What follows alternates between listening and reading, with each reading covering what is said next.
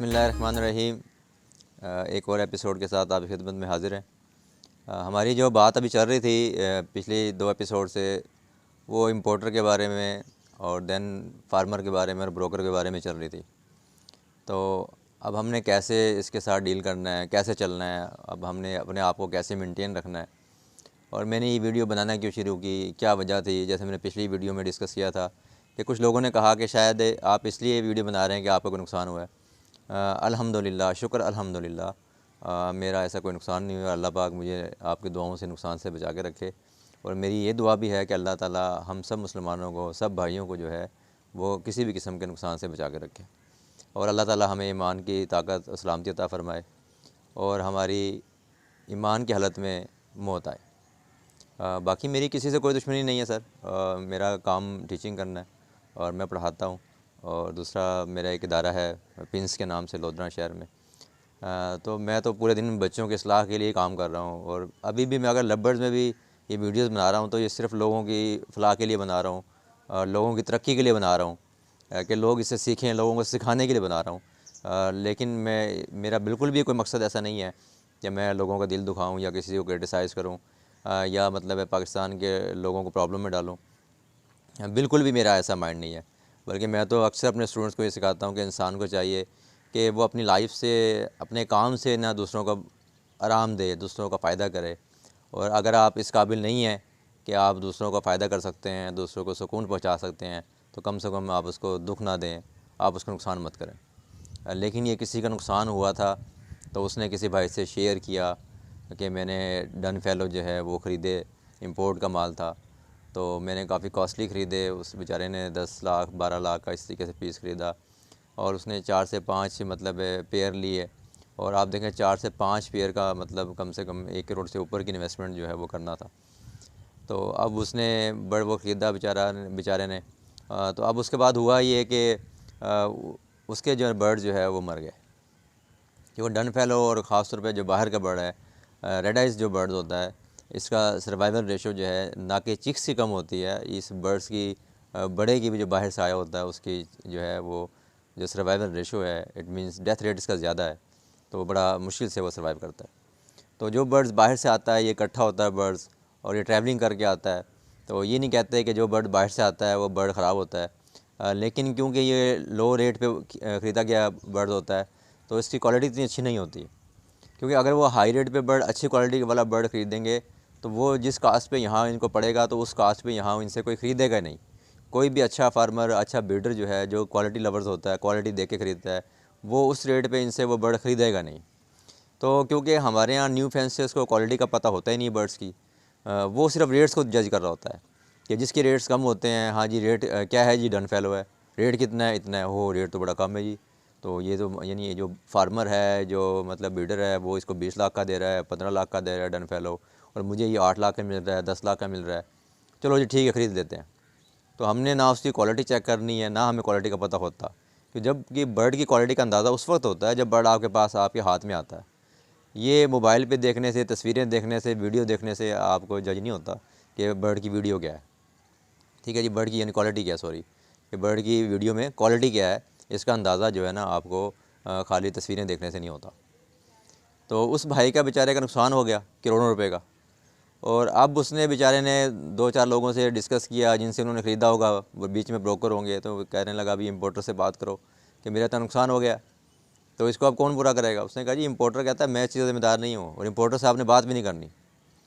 तो उसने कहा अच्छा जी, इम्पोर्टर से बात भी नहीं करनी। तो फिर उसने उन लोगों से कहा यार मेरा साथ दो, जो लोग सोशल मीडिया पर हैं, जिनकी मतलब है अच्छे खासे जो हैं फॉलोअर्स हैं, अच्छे खासे सब्सक्राइबर हैं। तो उनने बेचारे ने कोई ना कोई सहारा ढूंढा कि किसी तरीके से मेरी रिकवरी हो। तो सब लोगों ने उनको, उस बच्चे को इनकार कर दिया, कहा जी हम आपकी सपोर्ट नहीं कर सकते, ठीक है जी, हम किसी से मुखालफत नहीं लेते, हम मुतनाज़ा नहीं होना चाहते, और भाई मेरे मेहरबानी करें। तो हज़रत इमाम हुसैन रज़ी अल्लाह ताला अन्हु का कौल है कि अगर आप हक़ पर हैं ना तो उस पर डटे रहें, चाहे उसमें फिर आपकी जान जाए चाहे माल जाए। तो जान और माल का नुकसान हो जाए तो हो जाए, लेकिन हक़ नहीं छोड़ना चाहिए, हक़ पे डटे रहना चाहिए। और यही उन्होंने प्रूव भी किया, ना कि उन्होंने कहा बल्कि उन्होंने इसको प्रूव भी किया अपने अमल से। जो मैदान करबला है उसमें जो शुहदा कराम ने कुर्बानी दी, हज़रत इमाम हुसैन रज़ियल्लाहु ताला अन्हु की जो कुर्बानी थी यज़ीद के सामने, उस सबको पता है उन वाक़े का, बताने की ज़रूरत नहीं है। तो उन्होंने अपने इस कौल को अपने इस अमल से जो है वो साबित भी किया। लेकिन अब कोई बोलने वाला ही नहीं है, ठीक है। तो अब कम से कम बताएं तो सही लोगों को। अब वो इसलिए नहीं बोल रहे कि कल को हमने उस इम्पोर्टर से माल लेना है, उससे बर्ड लेना है, हम वो लोग कमाई से जरिए रहे हैं। तो जो लोग कमा ही उस ज़रिए से रहे हैं तो वो उनके ख़िलाफ़ कैसे बात करेंगे, वो कैसे उनके ख़िलाफ़ बोलेंगे, जबकि ये एक का नुकसान नहीं हुआ, काफ़ी लोगों का हुआ है। तो मुझे खबर ये भी मिली है कि कुछ लोगों को उनसे मुलाकात भी करवाई गई है, उनका पैचअप भी हुआ है। कुछ शायद हो सकता है किसी के 10 बर्ड मरे हैं तो कोई 2-4 बर्ड उसको दे के बेचारे को चुप भी करवा दिया है। चलो उसने कहा, सोचा होगा जहाँ इतना नुकसान हो गया चलो 2-4 तो आते हैं, शायद हो सकता है कि ये भी जाते रहें। तो चलो बहरहाल उनका जो कंप्रोमाइज़ हो गया वो अच्छा है, होना चाहिए कंप्रोमाइज़, लड़ाई नहीं रहनी चाहिए। लेकिन ये वीडियो मैं अब इसलिए नहीं बना रहा कि हमने इम्पोर्टर का कुछ करना है या उसको ख़राब करना है। मैं सिर्फ इसलिए बना रहा हूँ कि आप लोग जब परचेज़ करते हैं ना माल, तो ज़रा सोच समझ लिया करें खुद भी आप।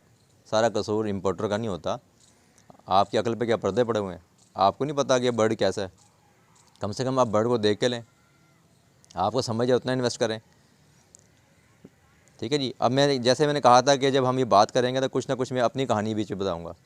तो एक मरतबा जो है एक शख्स मेरे पास आया बर्ड ख़रीदने के लिए। उसने कहा, सर आप अपनी मर्ज़ी से मुझे बर्ड दे दें, तो जो जो आपको पसंद है जैसा आप बर्ड देंगे। मैंने कहा जी आप खुद अपनी मर्ज़ी से बर्ड लें, आपके सामने ये बर्ड हैं, देख लें आप, तो जो आपको पसंद आए आप बर्ड वो पकड़ लें। तो वो कहने लगा, नहीं नहीं जी मुझे नहीं पता है, आप मुझे बताएं सर, आप खुद ले दें, आप खुद पकड़ दें, ये कर दें वो कर दें। मैंने कहा भाई बात सुने मेरी, अगर आपको बर्ड का पता नहीं है ना तो फिर मैं बर्ड आपको नहीं दूँगा। पहले आप सीख कर आओ, ठीक है जी, कि ये बर्ड क्या चीज़ होती है और बर्ड की क्वालिटी क्या है, कौन सा बर्ड ख़रीदना आपने, कौन सा नहीं ख़रीदना। आप जब इस चीज़ को जज करना सीख लोगे तब मेरे पास आके बर्ड ले जाना, वरना मेरे पास बर्ड नहीं है। और यकीन करें मैंने उसे बर्ड नहीं दिया। क्यों नहीं दिया?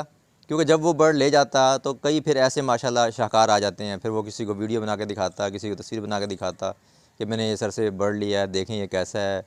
वो अगले बंदे ने उसमें 100 कीड़े निकालने थे, नहीं ये आप ले आए हो, आपको धोखा दे दिया है, उन्होंने अच्छी क्वालिटी का बर्ड नहीं दिया, आप न्यू फेंसर थे, आपके साथ ऐसा कर दिया, स्कैम हो गया, ये हो गया, वो हो गया। मैंने ये चीज़ें भी देखी हैं, बड़ी मैंने व्हाट्सएप पे भी सुना है, और मैंने कई मतलब इस किस्म के मसाइल भी जो है वो मैंने बर्दाश्त किए हैं, देखे हैं।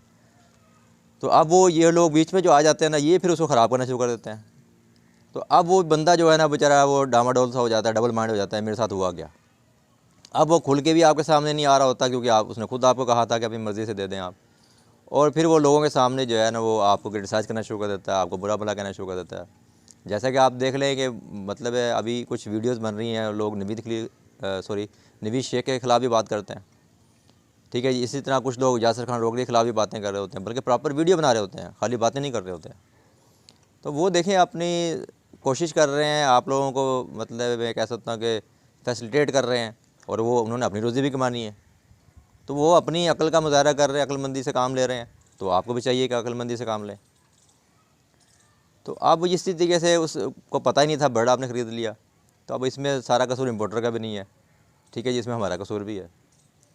लेकिन इम्पोर्टर का मैं सिर्फ यही बात बताना चाह रहा हूँ कि जब माल ये आता है, इकट्ठा माल आता है, तो एक तो पीछे से अच्छी क्वालिटी का उठाया नहीं जाता, क्योंकि अच्छी क्वालिटी का जो बर्ड्स होता है उसका रेट ज़्यादा होता है। फिर ये जब बर्ड इकट्ठा आता है, ट्रैवलिंग होकर आ रहा होता है, बर्ड्स इकट्ठा होता है। अब जब बर्ड्स इकट्ठा होता है तो उसमें 100 मसाइल आना शुरू हो जाते हैं, क्योंकि बर्ड ये केज वाइज रखा होता है तो इतनी प्रॉब्लम नहीं होती।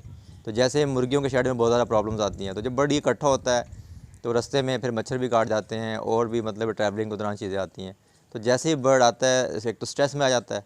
बर्ड तो ये इतना नाजुक बर्ड होता है कि 2-3 दिन में ही ये परेशान हो जाता है। तो जैसे ही बर्ड स्ट्रेस में आता है तो फिर उसके ऊपर जो डिफरेंट मतलब है बीमारियाँ, डिजीज़ जो है वो अटैक कर देती हैं। और इसमें जो है eye infection red eyes bird में बहुत ज़्यादा आता है, और इसके साथ साथ जो है पॉक्स आ जाता है। और ये दोनों ऐसी बीमारी हैं, रेड आइज़ भी और पॉक्स भी। पॉक्स से तो शायद रेड आइज़ बर्ड में इतना प्रॉब्लम ना हो, लेकिन आई इन्फेक्शन से जो है ना वो रेड आइज़ तकरीबन अगर अच्छा संभालने वाला ना हो ना तो 100% बर्ड भी मर जाता है, वरना 50% तो कहीं भी नहीं गया। अगर आप अच्छे फार्मर भी हैं और आपको ट्रीटमेंट अच्छी करनी भी आती है, तो आई इन्फेक्शन वाला जो रेड आइज़ बर्ड होगा ना तो वो 50% बचेगा, 50% मर जाएगा। हाँ, अगर पॉक्स आ गई, और पॉक्स आने के बाद अगर आप पुराने मतलब खिलाड़ी हैं, पुराने फार्मर हैं, तो शायद ये है कि आप ट्रीटमेंट करके बर्ड्स को आप उसको 80% 70% बर्ड बचा लें। लेकिन जो न्यू फेंसियर होगा जिसको रखना ही नहीं आएगा ना, वो भी उसमें जो है वो 50-60% जो है अपना नुकसान करके बैठेगा। तो ये ऐसा ही होता है, रेड आइज बर्ड होता है, ये वीक ब्लड लाइन होती है, और जब स्ट्रेस में बर्ड आता है तो वीक होता है, तो मुख्तलिफ डिजीज़ पे अटैक कर देती हैं। तो अब वो सारा कसूर इम्पोर्टर का भी नहीं होता, उसका भी बीच में कुछ नुकसान होता ही है। फिर वो अपना नुकसान पूरा करने के लिए बर्ड्स महंगा कर देता है, जिसकी वजह से उसका नुकसान नहीं हो पाता। लेकिन जो बेचारा ख़रीद के लेके जाता है उसके लिए प्रॉब्लम आना शुरू हो जाती है। पर हमारे यहाँ जब ये बर्ड आता है, इसकी क्वालिटी इतनी अच्छी नहीं होती, लेकिन कुछ बर्ड अच्छी क्वालिटी के भी आ जाते हैं।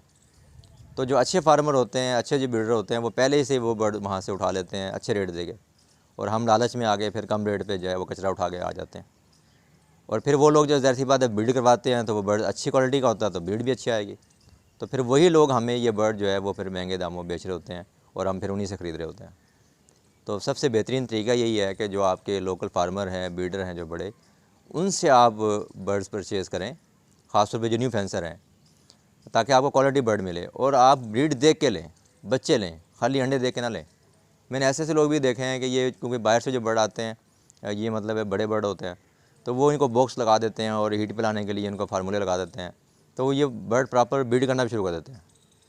तो मेरे साथ खुद ऐसा हुआ कि मैं एक दफ़ा गया गुजरांवाला बर्ड ख़रीदने के लिए, तो एक भाई ने घर में सेटअप लगा रखा हो, और वो कहता है मैं खुद ब्रीड कराता हूँ, मेरे पास ये बर्ड हैं, और उसने प्रॉपर जो है ना वो एग दिए हुए थे बर्ड ने। तो कहते हैं ये अगर आपको ये पसंद है तो भाई मैं आपको ये बर्ड दे देता हूँ, ठीक है जी, इसने अंडे भी दिए हुए हैं, कोई नहीं मैं अंडे फोस्टर कर दूँगा, अगर आपको पसंद है तो मैं ये बर्ड आपको दे देता हूँ। मैं बड़ा हैरान हुआ, लेकिन हमारे पास अगर कोई बर्ड ब्रीडर हो ना, अंडे देना तो बात की बात है, अगर वो ब्रीडर हो तब भी हम उसको किसी को बंदे को जल्दी से देते नहीं है उसको, ठीक है जी। तो वो मुझे एक एग ले की वो बर्ड दे रहा है, पेयर दे रहा है मुझे, तो मेरे वहाँ थोड़ा दिमाग ने काम किया, तो मैंने वो बर्ड्स बहरहाल उससे नहीं परचेज़ किए। और बाद में पता क्या लगा कि उस भाई के शेड पे जो है वो पॉक्स ने अटैक किया, और बहुत ज़्यादा नुकसान जो है उसका हुआ।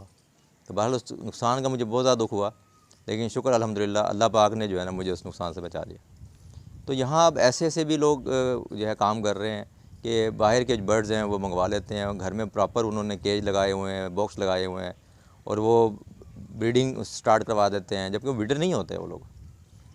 तो वो हम जब न्यू फेंसर होता है वो कहता है हाँ जी वो तो ये तो अंडे देता है, वो बर्ड दे रहा, मुझे बहुत अच्छा बंदा है ये। अब वो मार्केट में जो बर्ड 1 लाख का 2 लाख का पेयर होता है, वो फिर 2.5 लाख 3 लाख का उसको दे देता है।